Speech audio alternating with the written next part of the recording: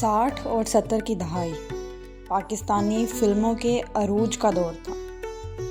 وہ دور جب فلم کا ہیرو سب کچھ سمجھا جاتا تھا، لیکن پردے پر ایک اور ہی روشنی آنکھوں کو چمکا رہی تھی۔ ایسی روشنی جو صرف نظر نہیں آئی بلکہ لوگوں کے دلوں میں اتر گئی، اور اس روشنی کا نام تھا رانی۔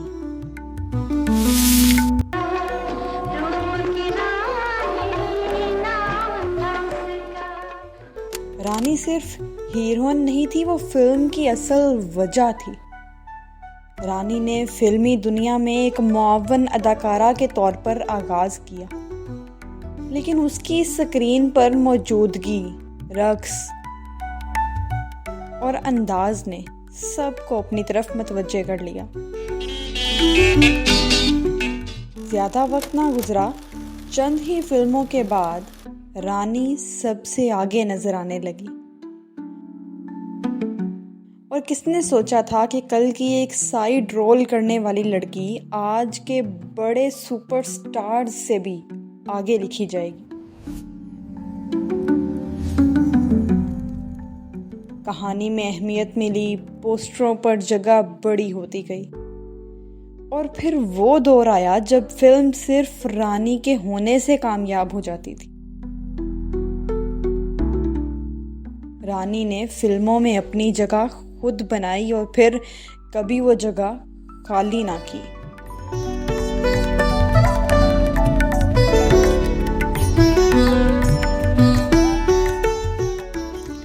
ایک تھی لڑکی نے صرف رانی کو متعارف نہیں کروایا، اس فلم نے اس کے لیے اسٹیج تیار کر دیا۔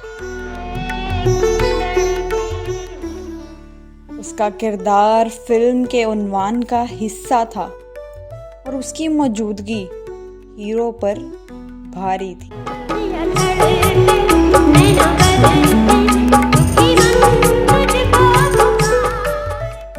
رانی میں وہ انداز تھا جو اس زمانے کی کسی اور اداکارہ میں نہ تھا۔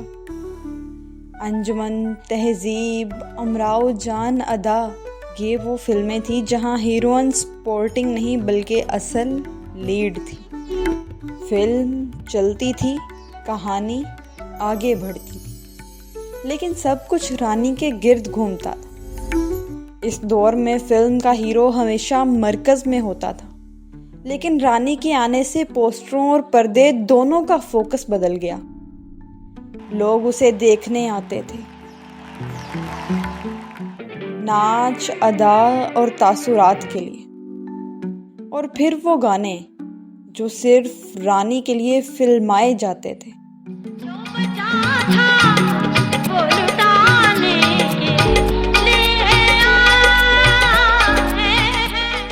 جب کوئی گانا ہٹ ہوتا تو لوگ کہتے یہ گانا رانی پر فلمایا گیا ہے۔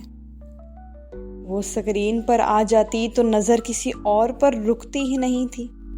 آج جب کسی فلم میں ہیروئن کو مرکز میں دکھایا جائے تو اسے بولڈ ایکسپیریمنٹ کہا جاتا ہے، لیکن رانی نے یہ کام اس وقت کیا جب صرف ہیرو کو فلم کی کامیابی کا سہارا سمجھا جاتا تھا۔ وہ حسن اور دلکشی تھی، لیکن اس کے مناظر میں وزن اور جان بھی تھی۔ رانی نے عورت کی شہرت کو رجحان بنایا، بغیر کسی لیبل کے۔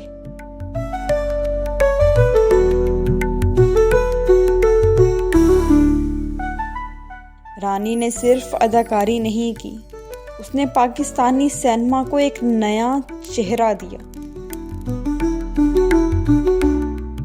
جہاں کہانی ہیروئن کے نام پر بھی چل سکتی تھی، وہ اس زمانے کے ستاروں کے ساتھ تھی، مگر کبھی ان سے پیچھے نہیں رہی۔ اور جب وہ اسکرین پر آتی تھی تو صرف ایک ہی نام یاد رہتا تھا، سینما کی رانی۔